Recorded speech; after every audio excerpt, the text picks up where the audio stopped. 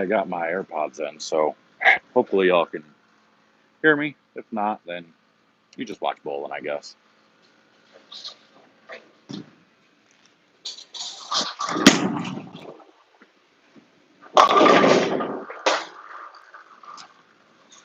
So could y'all hear me? Can y'all hear me?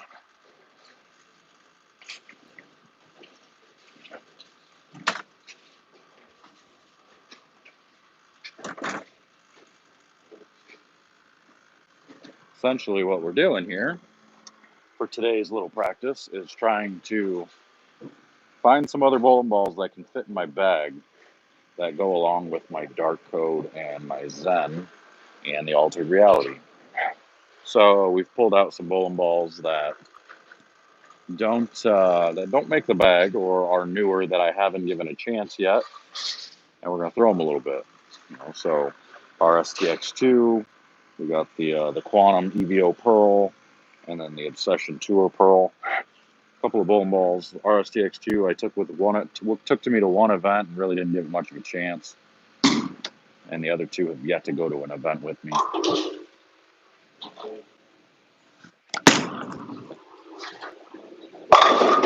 So I want to see if any of them are different enough to be able to add into those groups of bowling balls. Not real sure if they are. What's up, y'all? How we doing?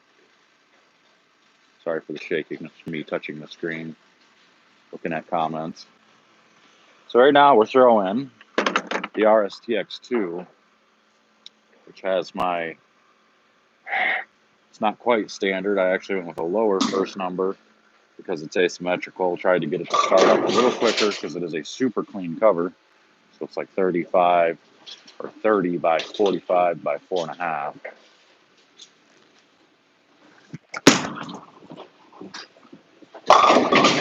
That's essentially why this ball looks really good here, but when I took it to an event, it got down the lane. I went 60 feet, probably 55 feet, and then somebody kicked it and it went sideways. So it really wasn't usable. Even when I put a little surface on it, it just didn't come into play. So I wonder if it's just didn't match up in that building, or do I need to do something different here, or is just not a ball that I'm going to use.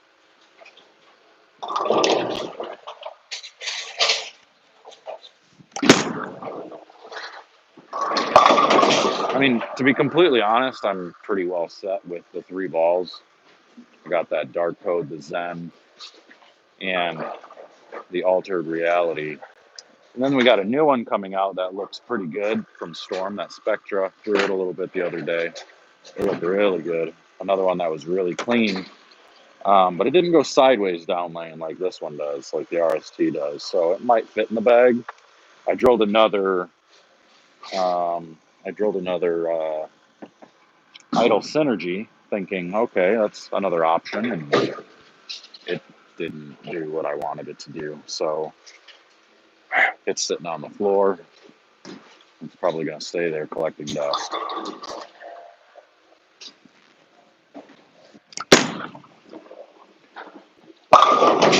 This one is, it hasn't gone anywhere with me because I just don't trust it yet. I'm not really sure. I don't know enough about it.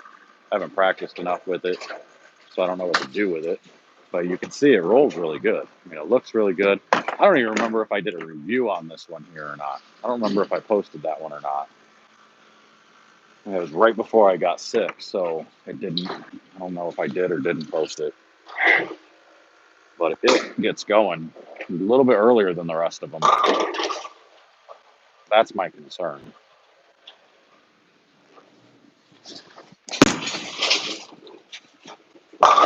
You can see that one really picks up the middle of the lane much quicker than the RSTX2 did.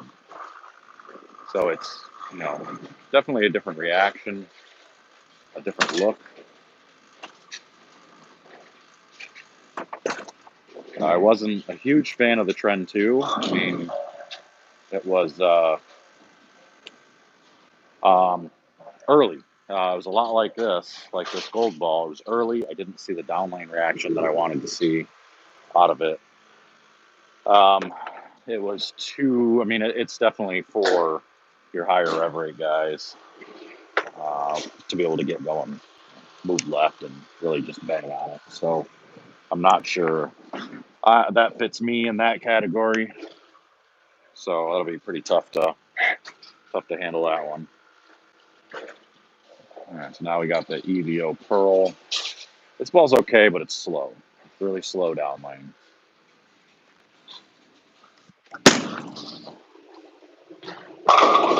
It gets going a little bit in the middle. It doesn't jump. It's just rounded. Next thing I'm going to have to do is look at some of the solids that I have.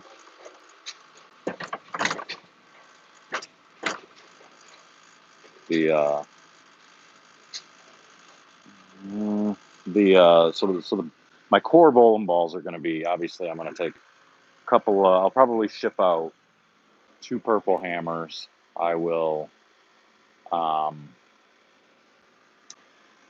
pearl, for sure I know the dark code's going, the altered reality is going, and the Zen's going. So that's, what is that? That's 5 bowling balls there. That new Nova, the new Storm ball, the Nova, that's 6.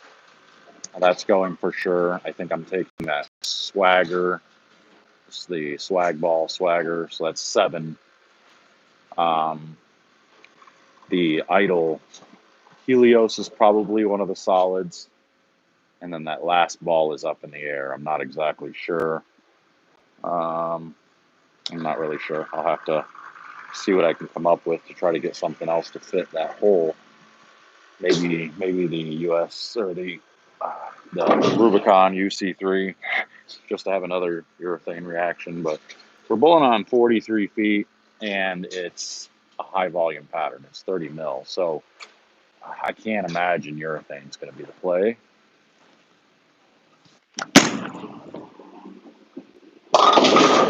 But you never know. I mean, urethane seems to always be in play, and when anybody can make it work, they try to use it as much as possible. That's kind of the thing with it.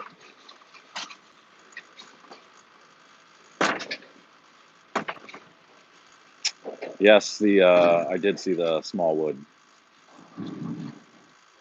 show. That'll be kind of cool. Kind of interesting to see how much they bash on bowling. Most times when they make TV shows and stuff, they, or not TV shows, but the movies that I've seen, I've really not seen any movies come out that have truly shown bowling the way bowling actually is. They always kind of make a joke about it, make it about, drinking beer, eating pizza, smoking a cigarette, people out of shape are bowling, are, some of the best in the world. I mean, it doesn't match what's true about the game. And I think it just kind of makes a mockery of it a little bit in most of those shows. Well, I'm in the minority about Kingpin. I mean, I like the movie. I think it's funny. I just don't like how it portrays bowling. So that was one of my things. I always thought it kind of put a little bit of a negative light on bowling for me. Maybe not. Maybe I'm wrong, but it just kind of seems that way. I'd like to see a true bowling movie come out where they hire actual bowlers to be throwing the shots and, or something, or at least the actor have some sort of decent form. Like Woody Harrelson looked like an idiot on TV. And he didn't look like he knew how to throw a bowling ball to save his life for the most part, and they couldn't make up their mind on whether he was going to curve the whole lane or if he was just going to throw it straight or, whatever else. So it was always just really weird. But we're throwing the dark code right now just because I like it. Just to compare it to the other ones and y'all can see it. I'm not going to stay on here long. I'm just kind of throwing some shots, just trying to stay loose, stay sharp.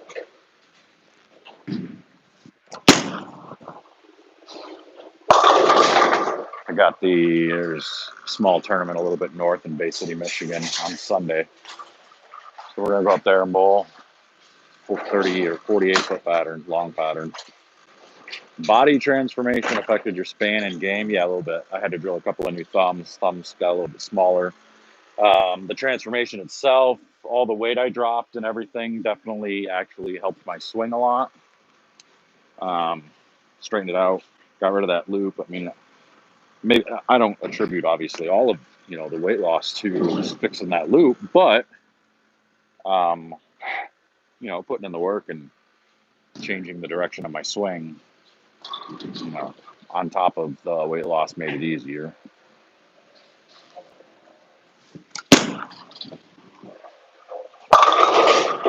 I think the reason I've bowled so well over the last, 6 months, the entire regional season, I kind of attribute a lot of that to practicing in this building because of the surface. I've always been somebody that struggles when the lanes really break down and I see a lot of early hook, and you kind of become a product of your environment. If you bowl in a place where you got a lot of early hook, you're gonna start becoming better at getting your ball through it and trying to figure out the tweaks, the small changes to create ball reaction down lane, which is what I always struggled with. I always bowled in places where the back ends were crispy, like classic lanes when I was there. I struggled out on, tour events and stuff.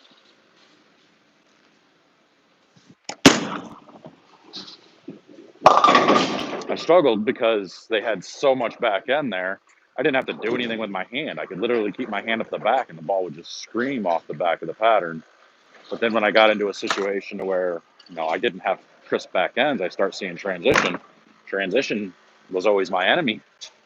It always caught me. It made my ball see early, and my earlier roll, the way my hand was, made it see it even faster, and it made me open up my angles so much that my ball roll didn't match, so I couldn't get the ball to go through the pins the right way when transition hit, and my hand couldn't do the right thing back then. So this place has helped me develop good rotation around the ball to create that down lane reaction, but I haven't forgotten how to stay up the back. See, like right there, I can get the ball to circle the lane pretty good just because I've learned how from this place. Because this place, you don't have down lane reactions. It's all early front and middle lane reactions. So you have to learn to develop it on your own. But I haven't forgotten how to roll it. I haven't forgotten how to go straight. And that's one thing when I'm practicing, that's a lot of what I'll do is bounce back and forth between throwing the ball straighter up 10, 11, 12. And then I'll bounce in and play fifth arrow and, go back and forth so you don't forget one thing or the other.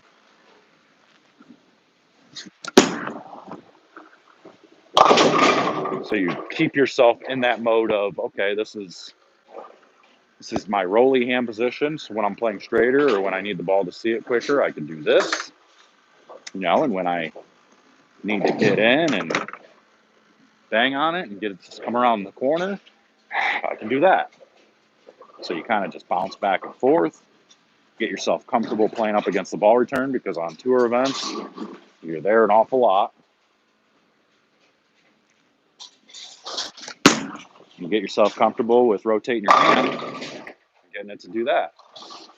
Being able to come off of the dry and continue through it rather than come off of the dry hard and stop and deflect.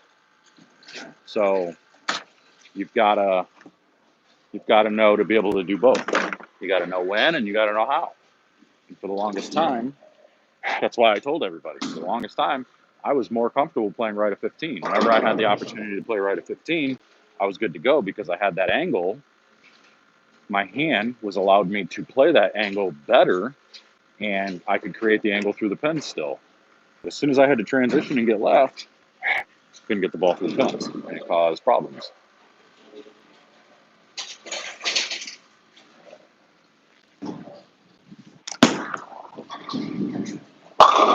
So being able to do that still is key. I'm a big proponent. I push a lot for people to practice on burned up conditions simply because of that. I get a lot of people that comment and say, Well, the center never oils, so I don't have anything to practice on. Or the other excuse I always hear all the time is, well, I don't have the opportunity to bowl on any of the tougher stuff, and they don't really ever put it out for me. So how am I supposed to get better and learn? Well, for the first part, I'm saying you're foolish if you think practicing in dirt dry, bone dry lanes doesn't help you, because that would tell me that you think that your physical game is so good that you don't need to practice on your physical game at all. I think you're a fool. No matter who you are in the world, I don't care who you are, there's always something you can be improving in your physical game. So you need to constantly be doing that. So when you go practice, maybe you practice with your spare ball and you simply practice angles, or you simply practice hand position, certain things. When the lanes are dirt dry, that's a perfect opportunity for you to focus on specific things. Now, when you're not bowling, or when you're trying to get better at bowling on some more tournament conditions and stuff, the best way to do that, really the only way to do that, is to actually go bowl the events. There's no better practice than live in the environment experience. Nothing better. So you just got to get yourself out there. You got to go learn. I definitely didn't learn what to do, when to do it, and what ball to throw and all that just by studying videos, that's for sure.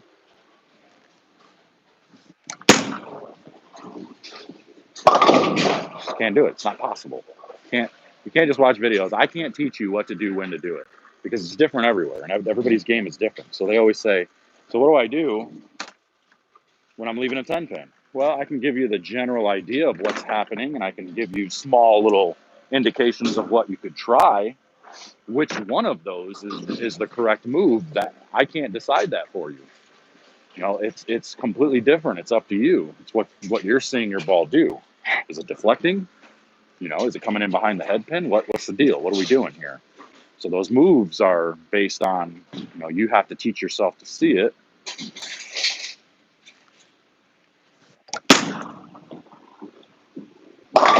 Ooh, we're getting toasty. You're going to have to go in front of the bar turn. You got to teach yourself to see it. You got to teach yourself what you're looking for. So when you see something and, say you go through a couple of games trying to make different adjustments, and then finally near the end of the tournament, you finally make the right adjustment and you throw a 5-bagger to finish.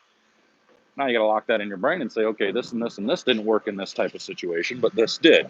This one finally did. So now you remember the next time you see that similar thing, okay, well, this is what worked. But then what if you get into that situation and that doesn't work? Well, the other two situations. So now you got to make your best guess which one of those will work and when this one's not.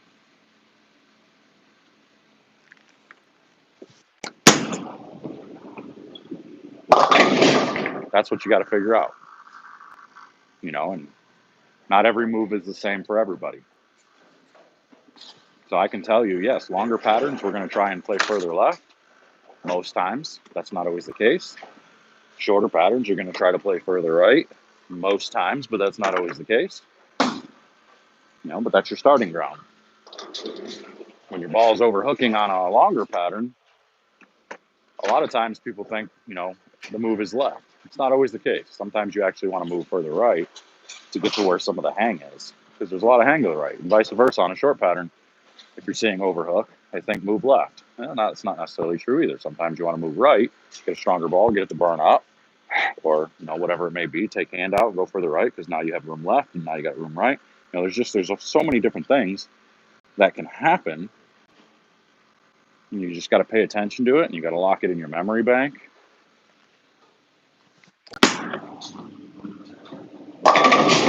And try to figure out exactly what you need to do when you need to do it. So it's my little spiel for the day, I guess. Go back up here a little bit.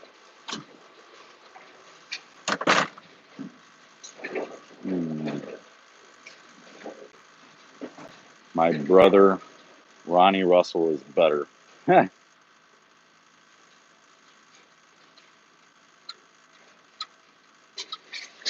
How much weight did you lose? I lost about 60 pounds. Nah, just couldn't keep up with it. Ronnie's my boy. He's funny. Any tips? Yeah, I kind of just covered that, Jalen. Any tips on getting better with down lane ball reaction? That's what it's about. Just got to get your hand around it a little bit. Try to figure out how to get some rotation. AJR, broad question, but getting my first new ball in 7 years this weekend, a high road. Oh, dang it, started disappearing on me. Come back.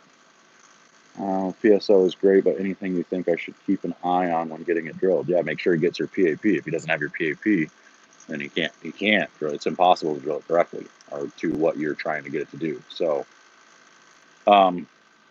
yeah, make sure you have your PAP. Make sure he knows, at least can eyeball what your tilt is. Your rotation. Are you a high rotation person? Are you low rotation? What exactly are we dealing with here? And they need to know that. So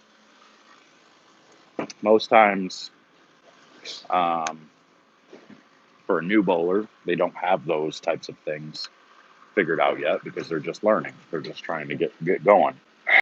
So we just call it the Olay. We kind of put it up somewhere near the ring finger, keep it safe, and then we get all those numbers a little bit further down the road. Once we have, once we have a good idea of your fundamentals and how you're going to roll it and all that good stuff. So until then, you really can't, because as a newer bowler, you're not going to have really a PAP yet because you haven't adjusted your fundamentals to create some consistency in ball reaction and ball roll, your release, all that stuff. Once we have those consistencies and everything, then you have what we call your identity, your bowling identity. Your positive axis isn't going to change a lot once you build a release that you are consistent with. It may change a little bit. As you change hand positions and stuff, it changes slightly.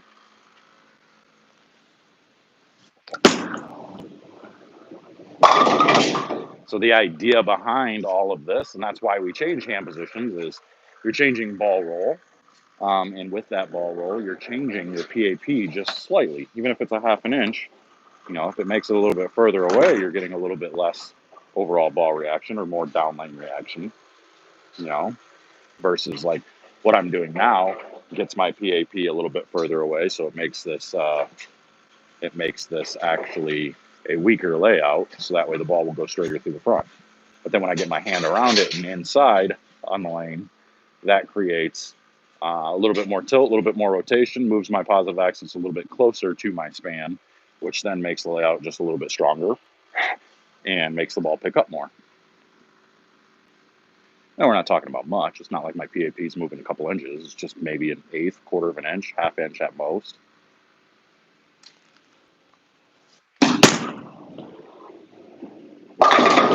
Yeah, and I think this is kind of where this ball comes into play. That's what I was waiting for. I wanted to see some transition on the lanes where the dart code was getting to be a little crazy, getting me to the point where I got to get in front of the ball return. And then, whoa, that was cool. And then I can get to see if one of these other balls will come into play there. Because I can't put a fresh condition out here and try to understand my ball motion. Like, that's not going to do me any good because they're all going to pretty much look the same. They're all going to be clean through the front. They're going to get to the dry part of the pattern and they're going to go left. Some will be a little bit more rounded than the other, but that's pretty much it. They're all going to be real close unless you drill the ball completely different. So you wait till you get to transition like this again, which is why you want to practice on transition lane patterns. You don't want fresh conditions most times. You want to be able to play through this transition. That's where you really start to understand which ball can do what. So I'm hoping this RST right here is just a little bit cleaner, gets down lane, and does what the dart code wouldn't do.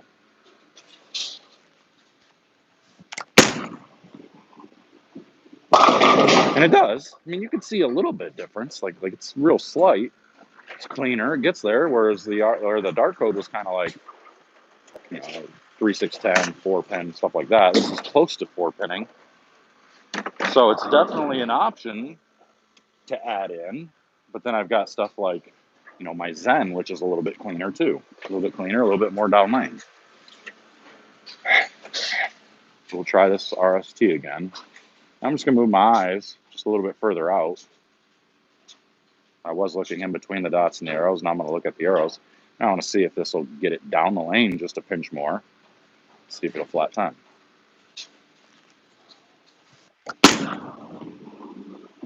Oh, still picked up really good.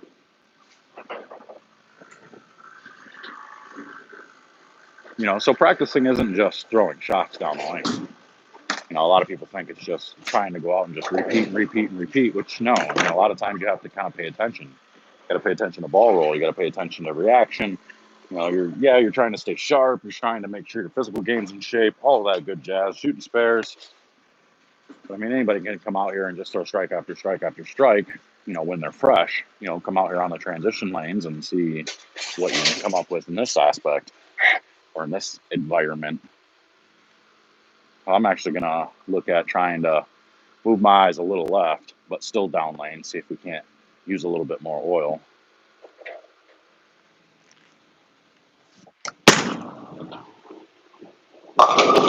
That's where the flat 10 comes in. So you can see now you keep it in the oil just a little longer.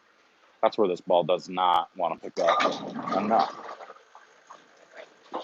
So the test now is, can I throw the dart coat in that same area? And is it enough of a difference to get through the pins? Or is it too much of a difference? I don't know. I mean, come on. What other bowler is going to go live and talk about these types of things? These secrets. I'm letting you all in on my secrets on what I do to learn, to get better. I think that deserves a share, a like, a comment, stuff like that. I don't know very many other people that are willing to do that. Here we go. Let's see if this works.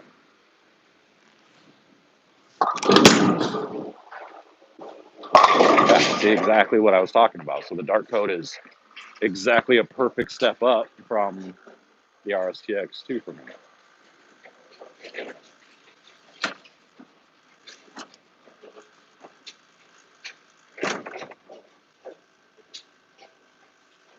Theo, my benchmark's always going to be a purple hammer for any condition. And the reason for it is just simply because you know, for the most part, what it's going to do. What you're looking for with the purple hammer, you know, maybe it won't be on a league condition because I couldn't tell you for league because I never bowl league. I haven't bowled in a league pattern. You know, every once in a great while I'll bowl in a tournament or something on a league condition, but not very often. I'm not going to actually bowl on a league condition. So you know, on tournament conditions, it's purple hammer. Purple hammer will tell me anything I want to know. Is it going to hang a little to the right? If it is, okay, long enough pattern, I can either try to go up it with the purple hammer, or if it still hangs, now I know, okay, purple hammer's out, I'm going reactive, then I'm jumping left. You know, if it overhooks and keeps overhooking, and I move left and it still keeps overhooking, okay, well, that means I need the cleaner cover of the reactive, and I just need a smoother rolling reactive bowling ball that gets it down lane and can control the back end like a urethane ball does. So I'm going with like a 2.5-inch pin or something like that, you know, and then from there, you know, your moves are pretty simple. You've got a great idea then. On a house shot, you just grab your best ball, whatever ball you like. You know, the ball that strikes the most that you usually use. If it's not striking, if it's doing something different, make your adjustments off that. You know, so benchmark balls they're just different. You know, I mean, it's different for everybody. For me, I can use any ball as a benchmark. Some people try to say that, you know, it should be a middle range, round, smooth bowling ball. I don't think it has to be that. I think it's just whatever ball you're the most comfortable with that you know can bail you out in any situation, and you'd be good to go.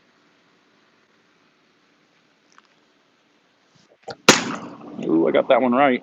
Yeah. See, in that spot, that's where the RST would have been okay.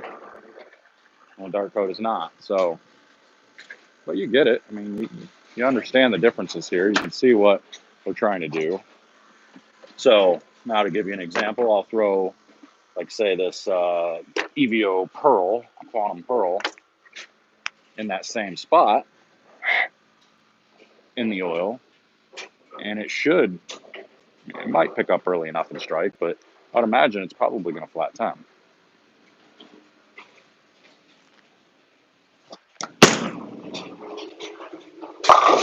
We tried. I got a little bit to the right, so I picked up a little bit more dry, but you can definitely see the difference there. Like that doesn't pick up down lane very well. I just rolled off of it. Still drove through the pins pretty good, so that's good. I mean, surprisingly, these balls are actually really good. You know, shouldn't say surprisingly. Brunswick and company has been, they've been making good bowling balls for a while now. But as far as getting them to continue and go through the pins, they do a pretty good job. All right, let me see if I can get this one to do the right thing in that middle part.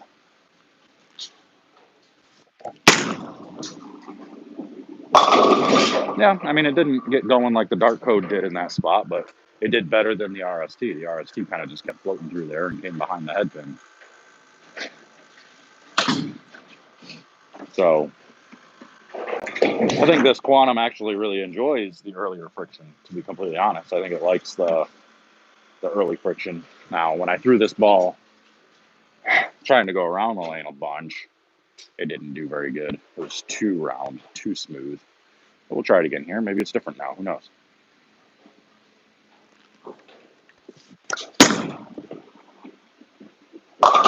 Yeah, see, so you can't quite get it to shape up the right way in those spots. But that's okay. It's got its spots. It definitely likes to be straighter.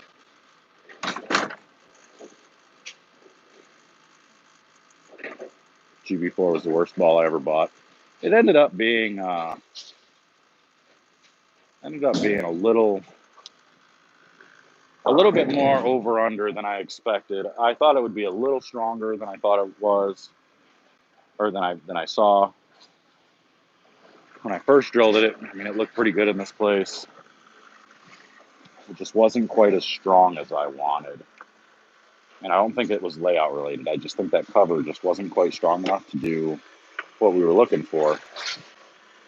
But it's all right. I've got the new Idol Helios here. Let's see how she does in the transition on all this junk. Saw somebody just made a comment about it, so might as well throw it, pull it out, see if it'll go up the lane right now.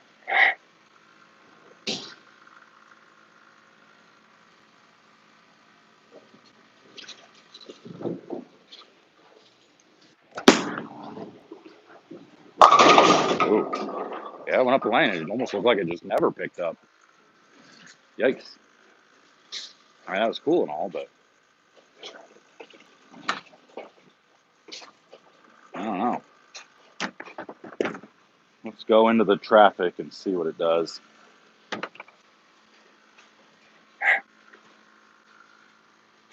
See if it's too strong.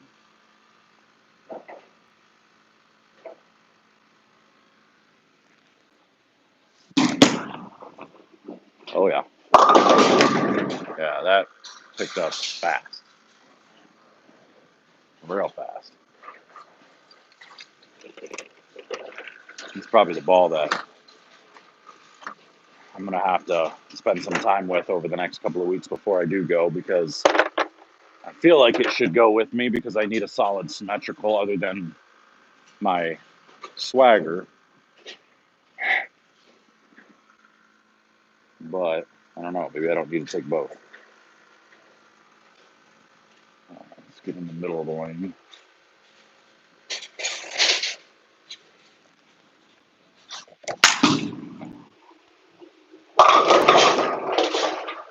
But that right there is why I was like, okay, I really like this. This ball, for a solid piece, picks up the middle and keeps going really well. So that's cool.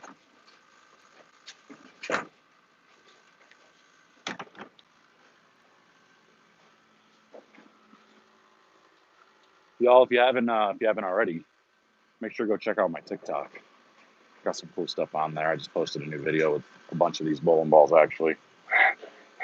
You can see it a little bit different side of me as well. See the little bit of everything. We got some sad stuff, some happy stuff, some mad stuff, some bowling stuff, all kinds of stuff.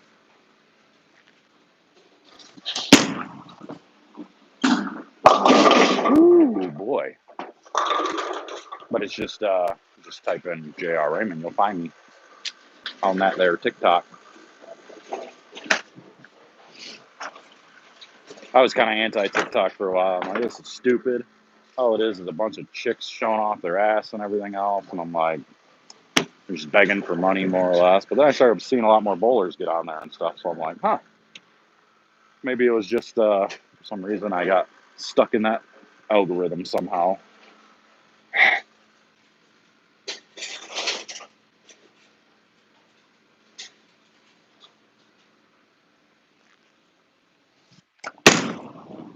Wow, that's early. That thing picked up like just past the arrows. That was nuts. Whew.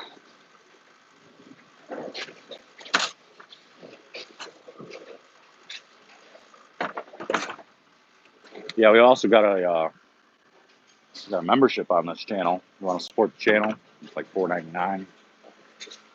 Appreciate these little tips and stuff. You can always do that, you know. Don't have to, but I do try to do some giveaways. I know I've got behind on a few. I think I owe probably 4 or 5 bowling balls now, so got to do these giveaways here pretty soon. Give away a bunch of bowling balls of choice. But that's got to be, you got to be a member in order to qualify for that. If you're one of the members and you hit that join button on this channel, you can qualify for that. And we do drawings and all that good jazz. Giving away a few bowling balls and stuff already, so we will do that again. I was trying to do like members only content.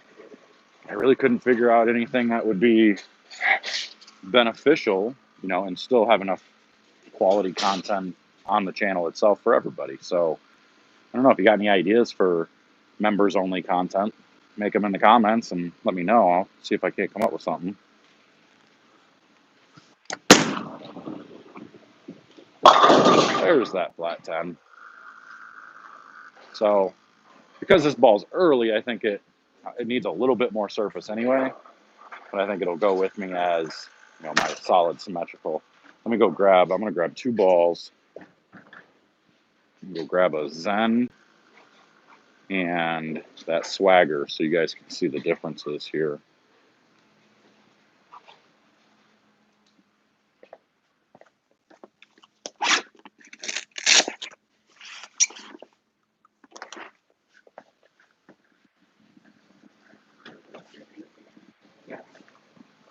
So they're basically the same color bowling ball too. That's what's cool about them. One's a solid symmetrical, one's a pearl symmetrical. Same layout on both of them. Same layout on that Helios too.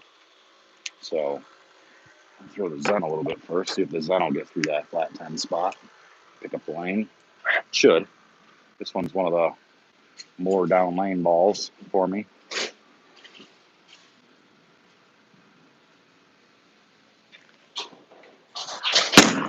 Ooh, it's a little left. Ooh, trip fork. Daddy like. You can see that one really gets going down lane. Kablammy.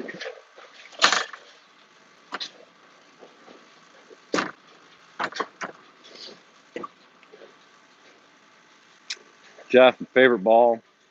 Got to be a dark code. Dark code's bailed me out of so many different situations.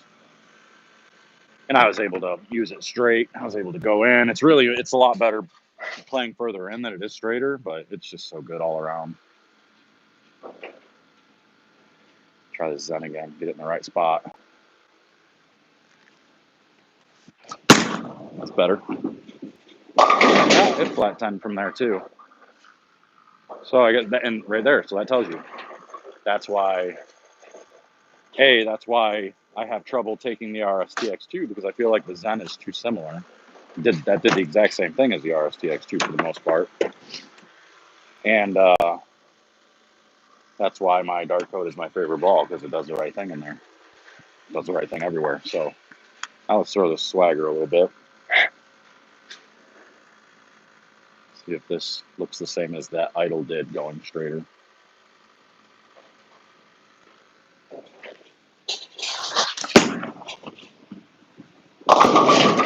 That even bailed even more than the Idol did. That was surprising because I got that one going right and it still didn't overhook. It's good news though.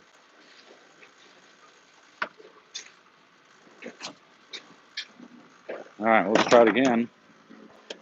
See what happens if I change my hand just a pinch.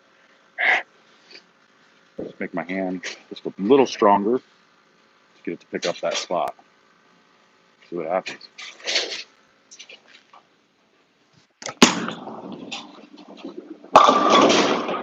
Did a little bit better job, picked up earlier. Which is pretty good. Now we'll go into the traffic and see how it did compared to the idle. This is really more about me trying to figure out which bowling balls to take to Vegas the 1st of January for the RPI.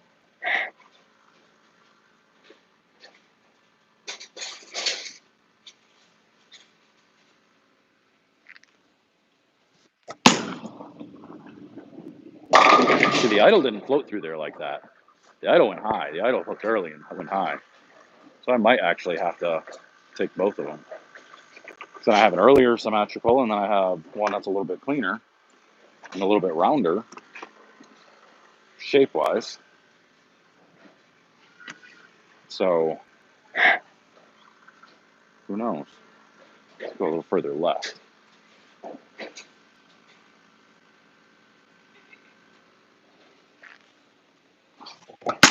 Oh gosh. This is about as bad as you can throw it. Ladies and gentlemen, if I have a tip for you today, don't throw it bad like that. What's your tip for Friday? Try to not throw this one like a dingleberry.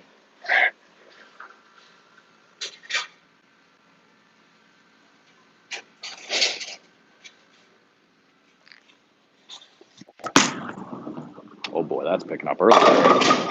Super traction there. That one wasn't as bad. That still picked up really early there. I don't know. So that's why it's a little confusing. You get into traction zone and it floats through there, and then the next time you move a little further left and it hooks earlier, and try to make your best guess on what these balls are going to do when you get on the patterns that are out there. It's tough. That's why you take so many bowling balls with you. All right, move further left. I go around it a little bit more.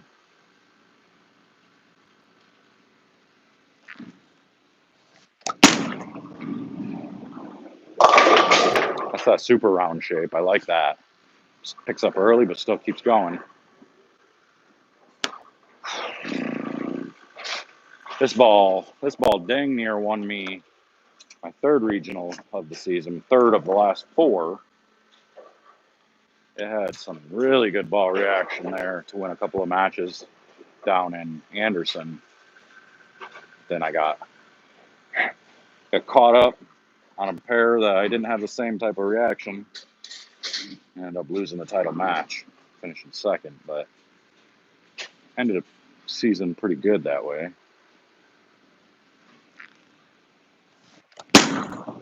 Oh boy.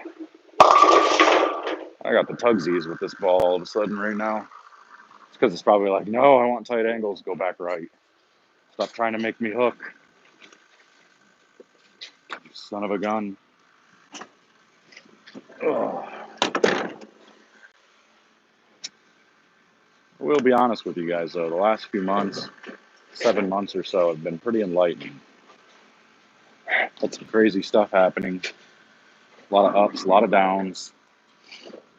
Tough to maneuver through them all, but I am human and I am learning.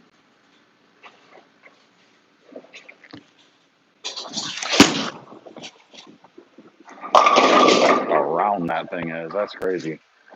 Real similar to the idle. Real similar to the idle. So, but just I think it's a little bit cleaner and more rounded. The idle tries to pick up a little earlier and stronger overall. Try this idle again. Same type of area.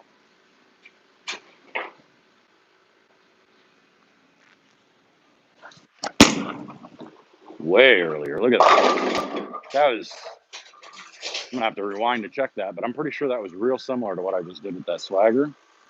And that thing just gets going. So that would be a pretty good option for me. 1-2 punch for symmetrical solids. That's why I was originally saying to take those two with me. A couple of good solids, and then I would take the Nova as well, would be my ASEM solid. Wait till you guys see that review. That ball's got me excited. That Nova, whoa. I don't say this very often, and you'll hear me say it in the video, but you know, I don't say it very often about Storm solids. Storm, in my past, has not been very good with a lot of the strong solids, symmetrical or asymmetrical. I didn't like any of them. I think the Proton was awful for me. And I can't even, the Gravity Evolve was even worse, so, but then they came out with this Nova, and I threw it, and it literally let me do whatever I wanted. And it went through the pens from every part of the lane, including in front of the ball return. Like, it was unbelievably good. So, if you guys are, if you're purchasers from BowlerX.com, I would pre-order that one. I'm not even kidding. You won't hear me say that very often about a bowling ball, but that review, I can't post that review until like the 23rd or something, or the 24th. So you got a little while to wait on that one.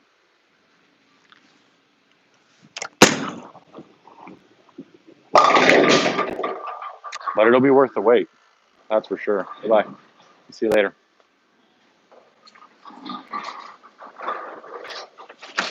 Do the Spectre a little bit. Little man's hanging out with mom tonight, so I don't have him hanging out with me tonight, just Friday night. We're going to go get dinner and do some cool stuff. So Vegas is the RPI, where we qualified all year for the RPI Regional Players Invitational.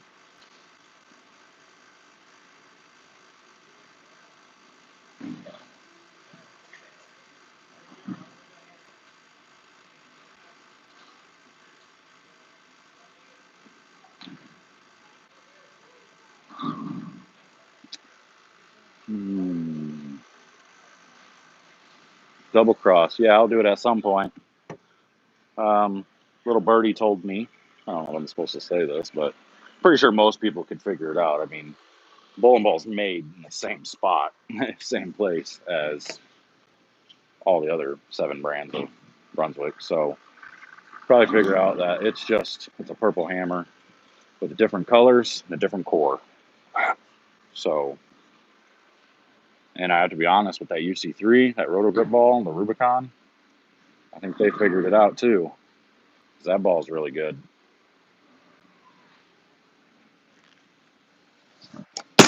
Oh boy. I think roto grip figured it out with that pearl, adding the pearl. There's some kind of molecular makeup that has to happen to make the bowling ball do the right thing as a pearl urethane. Companies tried when the first purple hammer came out, and a lot of them failed miserably trying to keep up. They made their new urethanes trying to make sure their staffers had urethane trying to, do something similar. That's why you had like the pitch purple, the fast pitch. You had, what else? Purple tank. You had the blitz, stuff like that. And as good as those blitzes and the tanks were, you just didn't see the motion. I mean, the problem was trying to create down lane motion out of urethane, because that's what the purple hammer does that no other urethane ball does, other than the UC3 now. That's the challenging part, because urethane covers hook so fast. They're so early. Getting them to do the right thing down lane is really, really difficult. So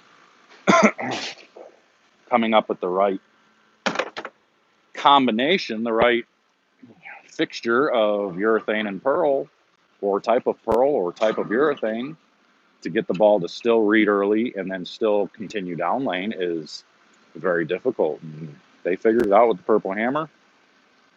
Many people tried. The tanks were just too clean. Purple tank was too clean. They got the down lane reaction right, but they were too clean. You couldn't pay, it forced you to open your angle up because they were sharp down lane, or it forced you to play straight because you couldn't get it to hook enough, and it made your angles wrong. When guys were going around the lane from like 15, 16, 17 with a purple hammer, getting it to 4 and still get through the pins, with a purple tank, you had to go like 7, 8, 9 up the lane to get to that same spot to be able to get it to go through the pins. And, now you're taking away a lot of miss room.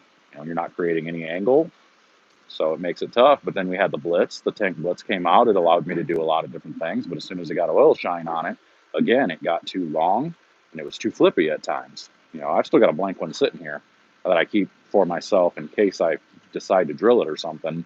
I put it under the shelf so nobody could get to it for myself. And because that ball was really good and it was different enough that it's nice to have different options other than just 3 purple hammers. So now I've got the 3 purple hammers. You got a purple tank, the tank blitz, the UC3 you add in there, and now you got the double cross coming, which is just another purple hammer with a different core, I think. At least that's what I would guess. Got 5 out. That's what I would guess. I mean, it's probably a pretty safe guess too. That's what I would say. I mean, it'd be silly. They're same companies. You're trying to sell bowling balls. Why on earth wouldn't you use that cover? Just like with Storm. Why wouldn't Storm use the RST cover? What is it? I forget what it is. Their popular cover, whatever it was. Super popular cover stock. Why wouldn't they use that on a lot of different bowling balls and just call it something else? I mean, it's market it different, even though it's the same thing. You're getting the best reaction out of it. Companies would be silly not to do that. Anyway, so I had a customer walk in, so I'm going to have to bounce off. So we will see you guys later. Appreciate the chat. Go follow me on TikTok. Hit that join button on here as well. Not just subscribe. There's a join button, $4.99. We're doing giveaways and stuff on it, so make sure to hit that. Like, share, comment, do all that stuff, so that way we can get the word out and people can learn a little bit more about bowling. So that's what we're here for. That's what we're going to keep doing. So we will see you guys next time.